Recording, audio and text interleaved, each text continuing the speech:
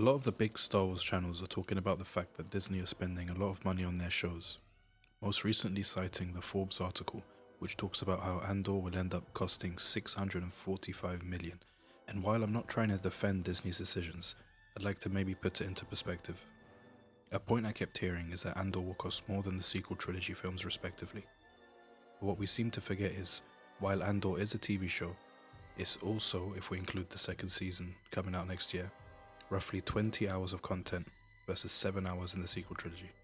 If we were to look at Andor as multiple films, let's say 6 films for the 2 seasons, and you could throw in the fact that Oscar winner Tony Gilroy is the showrunner / head writer, plus the fact that Andor, in my opinion, is probably the best thing Disney has done so far, I don't think the budget compared to the sequels is too crazy.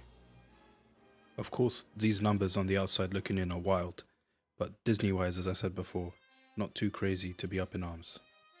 Another point is that Disney are maybe aware that they are handling the most sensitive era of Star Wars, which is the direct lead up to Rogue One and in turn A New Hope, the movie that George Lucas, when selling to Disney, made a point of allegedly putting it in the contract that Disney could not make any changes to it at all.